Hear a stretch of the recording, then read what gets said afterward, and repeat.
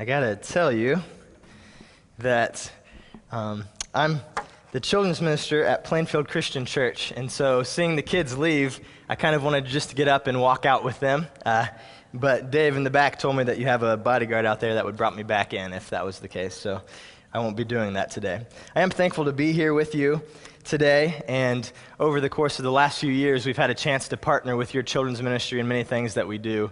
Like VBS and church camp, we always enjoy being able to come alongside of Reunion. And so I'm thankful that I get to see some of the faces here at Reunion today, and I'm glad to be here with you. As we get started, I really just want to start with a story, and it's kind of something that's been going on in my life for the past few months. I've started to become intrigued with the value of toys from my childhood. Now, this came about through Facebook. I was scrolling through Facebook one day and came across a post about the top toys that are still valuable today from the 90s. And so this intrigued me because I'm a 90s kid, and I clicked on the link and looked through some of these toys that were still valuable today, and actually more valuable than they were when they came out in the 90s. And as I looked through the list, I realized that a lot of these toys I had at one point or another throughout my childhood. And so I actually have a few pictures of these things today. I thought maybe some of you would have given these things as a gift at some point in your lives, maybe to someone else, or maybe you're a 90s kid like me and had some of these things that are still valuable today. So the first one you'll see behind me here is the Furby. I don't know, did anybody have a Furby back in the day? Adrienne, my wife, did. It was a 90s thing.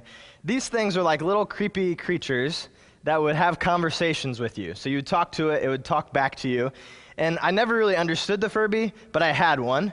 And I wish I would have kept it in the box in mint condition and brought it to this day, because if you would sell it on eBay, you can make like $600 for a mint condition Furby from the 90s. Crazy. I couldn't believe how much these things are worth. The next one was the Skip-It. I think this is actually a newer Skip-It than the ones that first came out. The ones that first came out were probably meant to just get kids exercising some or up and moving.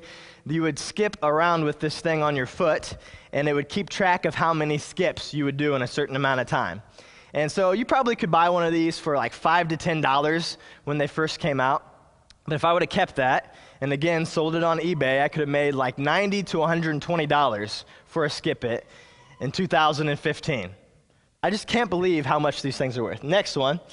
My first video game console, the Sega Genesis. I remember playing Sonic the Hedgehog back in the day on my Sega, and it was something that I enjoyed doing back then, but if I was smart, as an 8-year-old, I would have taken the Sega out of the box at Christmas and just kept it the way that it was, sold it in mint condition now, and made $1,000 on the Sega. That's how much it would have been worth. So as I started to think through all of these toys that I had at one point or another in my life, I began to think, man, I have 2 kids now, and they're going to have to go to college someday, so I probably should go back and see if I can find some of these toys back at my home in Wabash, Indiana.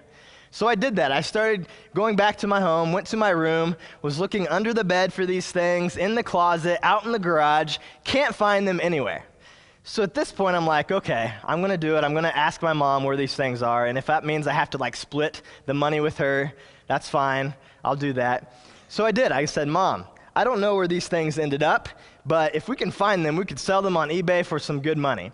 And my mom told me right off the bat, she's like, Tyler, all those things that you're talking about, I sold them like a long time ago for a few dollars in a garage sale, or I gave them away to Goodwill. They're not around anymore. I can't find them.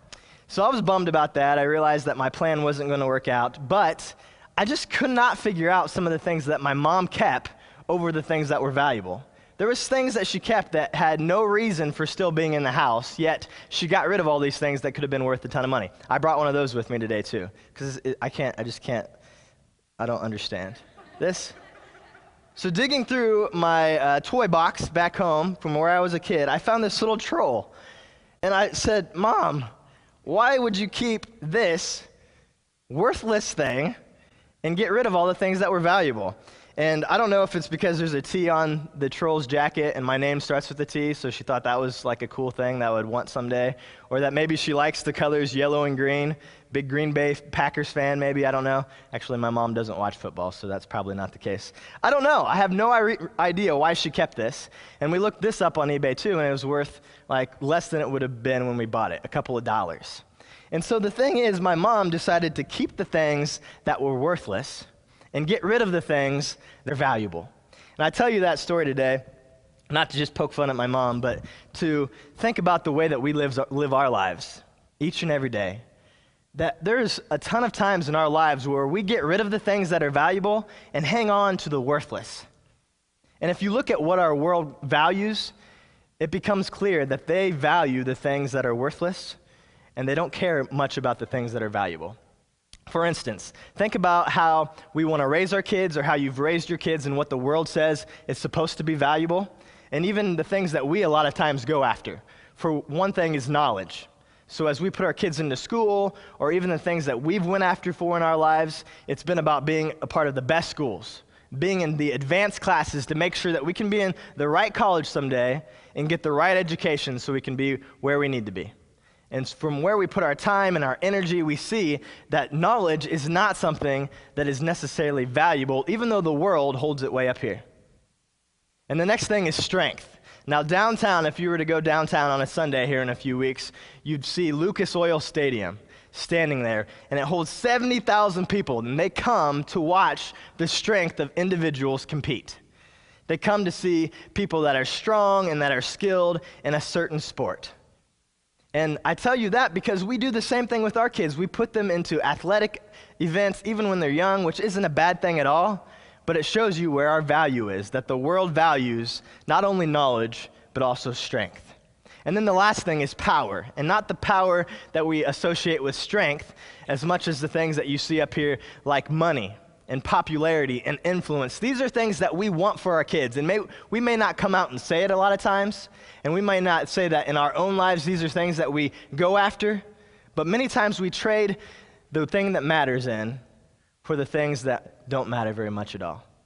Because the one thing that matters in 100 years from now in our lives is our relationship with God. If you think about everything else is going to fade away, but our relationship with God 100 years from now is going to still matter. And so that's not something new to mankind or the humans in the last 50 years or so. It's not something that we've just started to strive for in our culture, in our world. It's something that even back at the time of Adam and Eve was what they went after instead of a relationship with God. In the Garden of Eden, when they chose to take the fruit and eat it, it was a decision that they made to choose themselves over a relationship with God. To choose being like God for a relationship with God. And so that's the same thing that we struggle with today, but today I really want to look at a generation of people in the ancient world that seemingly reflects our culture today. And that was the ancient nation of Judah. Now, if you remember anything about Judah, it began many, many years before with the nation of Israel. God chose a group of people called the Israelites to be his people. And they were his people in a world that was increasingly falling away from him. So he said, okay, I'm going to form a group of people. These are going to be my people. I'm going to have a relationship with them. I'm going to deliver them from their enemies. I'm going to watch out for them. This is my people in a world that doesn't want to follow me anymore. And so he started this group, the nation of Israel. Things began well, but quickly started to go downhill for the same reasons that we fall away from God today. They looked around them and saw these other nations that were turning away from God, and they wanted to be like those other nations. And so they said, hey, we want a king like all the other nations. We want to be like them. And so God gave them a king. After the king was put into place, things continued to go downhill for the people to the point where the nation of Israel, God's chosen people, split into two. And in the north, there was the nation of Israel. It'd still be called Israel. But in the south, there was a new nation that formed. It was the nation of Judah. Even from that point where those things look bad, where division has already happened, Judah continued to go downhill too. And today, as we look at the nation of Judah, that's where we're going to begin. In a world that seems to be falling apart, seems to be turning away from God, a man steps in and speaks. And God calls him to speak. His name was Jeremiah. So if you have your Bibles, we're going to open to Jeremiah chapter 2. We're going to read a little bit of Jeremiah's message to the people. And in Jeremiah chapter 2, it's one of Jeremiah's first messages to this people that was constantly falling away from God. And I want to tell you a few things about Jeremiah as you're turning there. Jeremiah, like I said, he was a prophet of God. He was God's messenger to the people of Judah. And if you were a prophet during that time, it was a distinction. It set you apart from other people, but it also was an affliction because prophets of that day were looked upon as madmen. People did not like what prophets had to say because most of what prophets talked about was doom and destruction that was coming for the people if they did not turn back to God. And the thing about prophets were, when people heard someone say something, they believed that there was like this magical property about words, that if a prophet said it, then it was going to happen. So false prophets arose during that day as well that would preach good things that were coming, prosperity that would be happening for the people someday. And everybody loved those prophets. They were like, yay, you said it, so it means it's going to happen.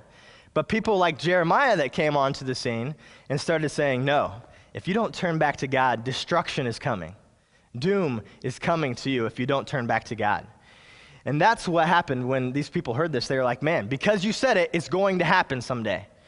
So that's where we're at with Jeremiah. He knew that he was going to be hated for the message that he preached, yet he continued to preach to a generation that needed to hear it. And his whole goal in the middle of this was to make sure that people knew that God was coming to mend this relationship between him and his people, that he was pursuing them actively, even at the point where they turned away from him. So let's read this together. This is Jeremiah chapter 2. We're going to read the first 13 verses. The word of the Lord came to me. Go and proclaim in the hearing of Jerusalem. This is what the Lord says. I remember the devotion of your youth, how as a bride you loved me and followed me through the wilderness, through a land not sown. Israel was holy to the Lord, the firstfruits of his harvest.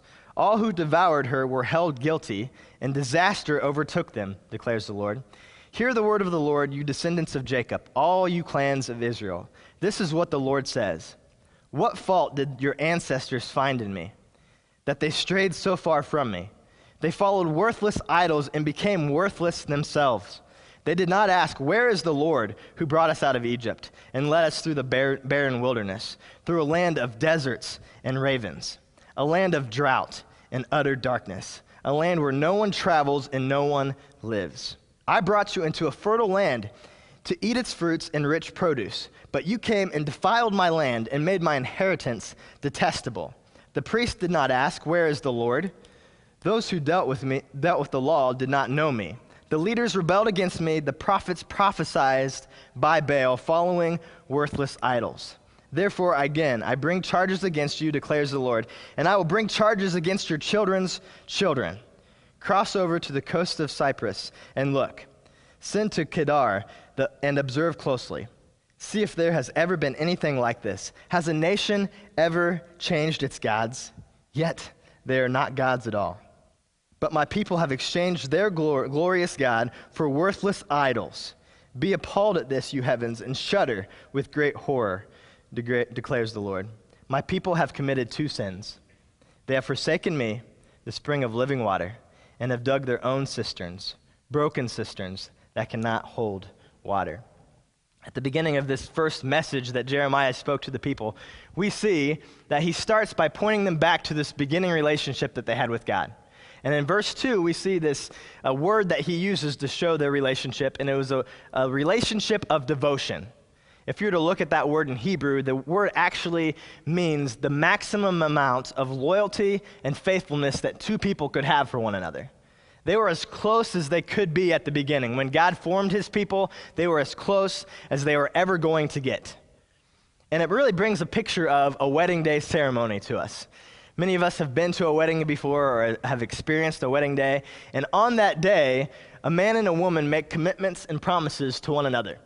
And in that moment, nobody at the wedding is ever going to question their faithfulness to one another. Nobody's going to say, those two, they're just not going to work out.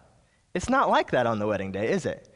Instead, it's replaced by joy and excitement and anticipation that these two are going to hold hand in hand going into the future together as one. That's the image that we have at the beginning of what the relationship was like between God and his people. And it shows us how far the people have slid away from God to this moment where they're not following him at all. They're not being faithful to him at all anymore. But the thing is, God's love and faithfulness for his people hadn't changed. It was the people that had changed and followed in another direction instead of following God. And then Jeremiah gives us a picture of what they turned away from for. He said, not only did they turn away, but they turned to follow idols, to follow things that he says are worthless. And this word worthless he uses over and over again throughout the book of Jeremiah to describe idols. And I believe that God spoke this word through him, that he gave them this word to use for idols because he wanted the people to see that these idols that you're chasing, they hold no value whatsoever. That they are not worth anything. They're like this troll right here that should be tossed in the trash. Like, why are you holding on to this thing? It's crazy. It's foolishness that you would be doing that. And then we get to verse 13, which is where I want to spend a lot of our time today, because I believe it gives us a good idea of where the people were at that time, of the problem that they were really struggling with. And in hearing these words in verse 13, we actually get to hear the heart of God, that Jeremiah is speaking from the heart of God when he says these things. My people have committed 2 sins. They have forsaken me, the spring of living water, and have dug their own cisterns, broken cisterns that cannot hold water. Now, we already know what he's saying here. He's saying they've left God to follow idols. But the pictures that he gives us, the images that we see here, show us that the gap that is formed between the two things. For us, these aren't like pictures that we can imagine very easily. We don't have a lot of cisterns that are around in our culture, and even streams are a little bit harder to find in our world today. But at that time, these people knew these images. And as we look at these images today, look at the gap between them. Look how far he's magnifying this problem in the people's lives. That it's not something you should just push away or dust to the side. It's a big problem. You guys are really in trouble if you don't turn back to God. So let's see the first picture. This is of ancient cistern. Now, a cistern was a rock, a hole drilled into a rock or dug into rock. And you can see there that it was just a deep hole, but they did that because it was a place that could catch rainwater. And Israel was a very dry place during the summer, so they needed like a reserve of water that they could go to and drink in times where there was no rain.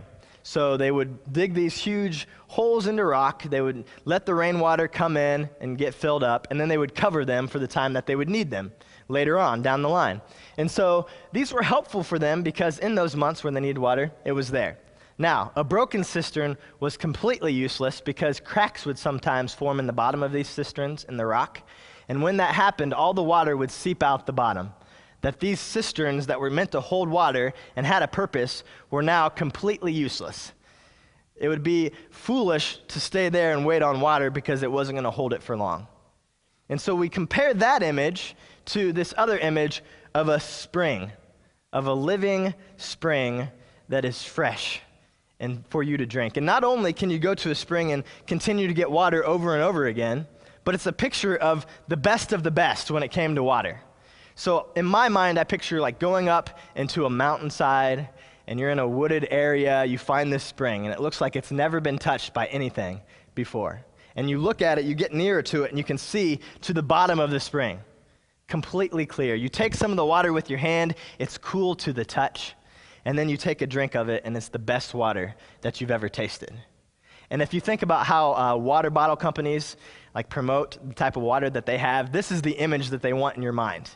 They want you to think of the natural spring that you're drinking when you take a sip of this water. And it's the best water that you've ever tasted, even though it's probably only tap water that they're giving you, right? They want you to think, no, it's the good stuff. It's the spring water that you're tasting. So you can see with these two pictures, if we put them side by side to one another, the difference between the two. Over here we have something that brings life, that satisfies you over and over again, but while over here we have something that leaves you empty, that is going to leave you broken and wanting more and never ever satisfying your need. And so Jeremiah points out this big difference between the two. Look, you're hanging on to the broken cistern where there's a living spring over here for you to drink out of. You are being foolish to think that this broken cistern is going to satisfy you, yet you've turned away from the living spring that's been there all along. How foolish are you to think that that is something that's going to satisfy you in the long run? So he gives them this picture over and over again in a lot of different ways and a lot of different images and illustrations. But what he's trying to tell them is something that I hope that we don't miss today. And I want you to look at this next thing with us here. That trading in a living spring for a broken cistern is always going to leave you thirsty. There's no way around it. I think it's worth repeating today because it's something that we all have to wrestle with as we live our lives. Trading in a living spring for a broken cistern is always going to leave you thirsty. So the question becomes, how do we leave the broken cistern behind to pursue the living water? To pursue a spring that's never going to leave us unsatisfied?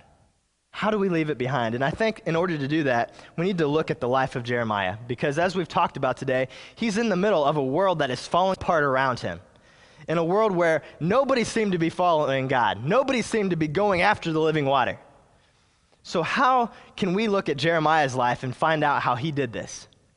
How did Jeremiah find living water in a broken spring world? So if we flip back one chapter to Jeremiah chapter 1, we're going to see his call as a prophet. And as we do that, I want you to realize that as we look at the prophets a lot of times, many times we focus on the words of the prophets and how they were fulfilled later on in the life of Jesus, or later on in how the Babylonians came in to destroy and to take over. That's what we look at. We look at, okay, what prophecy did they make? How is it fulfilled? But many times, because of that, we don't think about the human that was involved in this. It becomes more like the prophet was a microphone, just merely saying what God wanted him to say, and it takes away the human piece of it. And so as we look at his calling, I think we see more and more that he was a human. He struggled with things that we struggled with, yet in the middle of that, he was able to find the living water in a broken cistern world. So let's read this. This is starting in chapter 1, verse 4. It's when Jeremiah is called as a prophet. The word of the Lord came to me, saying, "Before I formed you in the womb, I knew you. Before you were born, I set you apart. I appointed you as a prophet to the nations. Alas, sovereign Lord, I said, I do not know how to speak. I am too young." But the Lord said to me, "Do not say, I am too young. You must go to where everyone I send you to, and say whatever I command you. Do not be afraid of them, for I am with you and will rescue you, declares the Lord." Then the Lord reached out his hand and touched my mouth and said to me, "I have put my words in your mouth. See, today I appoint you over nations and kingdoms, to uproot and tear down, to destroy and overthrow, to build and to plant." And then it goes on in verse 17 to say, "Get yourself ready, stand up and say to them, whatever I command you. Do not be terrified by them, or I will terrify you before them. Today I have made you a fortified city, an iron pillar and a bronze wall to stand against the whole land, against the kings of Judah, its officials, its priests, and the people of the land. They will fight against you, but will not overcome you. For I am with you and will rescue you, declares the Lord." Here's the beautiful thing about this passage, and as we think about the question, how did Jeremiah find living water in a broken cistern world? The first thing that we realize is that he encountered a God of love. He encountered this God that, for some reason, was still pursuing his people. A God that worried about mankind, that said, I care about mankind, even though that they don't really care about me. And I'm going to use a human, a person, to send this message to them, to let them know that I have not gave up on them yet. That was so radical because at that time, all the other gods that you would have thought about or talked about, none of them would have worried about mankind.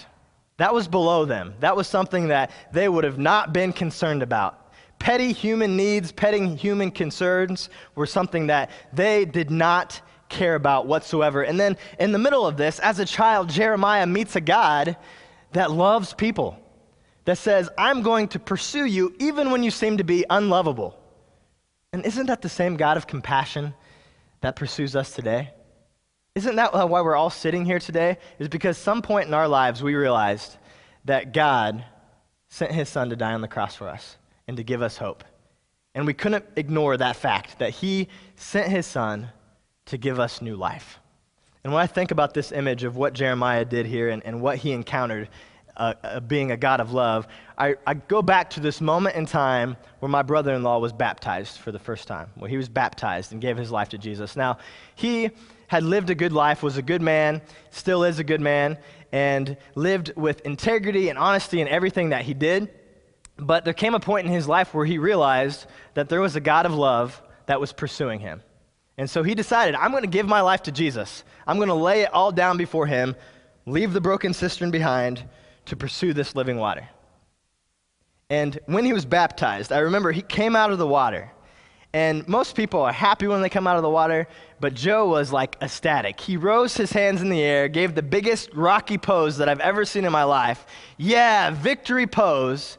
And I knew at that moment that Joe realized the empty cistern that I had put my life into, poured my life into, and everything I did was leaving me empty. And that all of a sudden, I've encountered a God of love that shows me, I have a spring of life ready for you over here. That's what the victory was all about. It was nothing that Joe had done. It was that he encountered the same God of love that Jeremiah encountered. And he realized that, man, this is what I've been missing out of all this time. I have victory in Jesus. So that same God of love is the same God of love pursuing us to this day. And Jeremiah realized that everybody else may have seen a God of anger and wrath. And as we look at the prophets and what they proclaimed and preached, we see, man, they were angry. They were preaching hurtful things to the people. But he realized it wasn't a God of anger and wrath that he had encountered. It was a God of compassion that was pursuing his people. Next, as we read through his calling as a prophet, we see that Jeremiah endured until the end. Even from the beginning, we see he's going to face things that are not something that any one of us would want to face. That the road ahead was going to be a hard one. It wasn't going to be easy to do what he was going to do. Like we talked about earlier, he was going to be hated by the people. He was going to be turned away. He'd be lonely and oftentimes ignored by everybody that he spoke this message to. And yet somehow in the middle of that, he was able to endure until the end. For 40 years, Jeremiah preached a message of repentance towards the people. 40 years he was labeled as a madman. Yet for 40 years, Jeremiah stood in between the gap of God and man. And at different times, he would petition God for man. He would say, God, please just show them some mercy and forgiveness. And then he'd go to man, and he would petition for God. You guys, you have to turn back towards him. Like, you're missing out. Don't you see your foolishness in not pursuing a God that loves you? 40 years he did that with not much result. That at the end of the day, after those 40 years, destruction still came. That his message seemed to be lost on people. As I think about how he endured during those times, it reminds me of when I was in high school. There was a mosquito ringtone that came out. I don't know if any of you ever heard the mosquito ringtone, or maybe this was just a few years thing, but it was a ringtone that was at a really high pitch. And it was so high that only ears at the range of like 23 and under could actually even hear the pitch. So as a high school student, this is awesome because you could have the ringtone going off in class and all the students could hear the ringtone, but your teachers, they had no idea what was going on. And I remember being in class and people would just let the ringtone go on for a while because it's this high-pitched noise. All the kids in the class are looking around, who's got the mosquito ringtone? Who is that? And then the teachers, they had no idea. They were like, what are you guys laughing about? What's going on here? It was the craziest thing I've ever seen. And I would take it home to my family and let them try it too. Just this weekend, we were trying it again, and I was actually going to play it for all of you here today, but I realized that none of us would probably be able to hear it, so we'd just be standing here like, oh, yeah, that's great, Tyler. It's cool. And you wouldn't have believed me, but because I tried it, and I couldn't even hear it anymore. But the mosquito ringtone was a real thing, and it was something that was heard by few and wasn't heard by others. I think about how Jeremiah must have felt as a prophet, and that's what it had to have felt like for him. That he was preaching and preaching and preaching over and over again to a people that completely ignored it, that couldn't even hear what he was saying. I mean, even after hearing this first passage about the broken cistern, all of us would be like, what are the people thinking? Why would they not turn back to God? That image that he gives us is a huge gap. Why would you pursue this when you have this over here? But they didn't listen, and they, just like that mosquito ringtone, acted like they couldn't hear what he was saying. The same thing is true in our lives. If we think about the relationships we poured into, about the people that I'm trying to get to have a relationship with Jesus, man, it's the same thing that happens all the time. We tell them about Jesus, we love them well for years, and there's no result. But I want to encourage you today that in the middle of that, God values faithfulness. He values our faithfulness to the end. He asks, can you stand firm until the end? And I think this is the one that we really wrestle with as a church. That encountering a God of love, sign me up for that. I love that I have a God that loves me back even when I mess up, even when I'm not faithful to him. But when it comes to enduring to the end, man, we really struggle with that, don't we? That it's really easy to hold on to the broken cistern that we fill up with all kinds of stuff. We've talked about a few like knowledge and power and wealth, but let's get a little bit more real in here today. What do we really fill that up with? Is it our finances that we're holding on to and not giving over to God?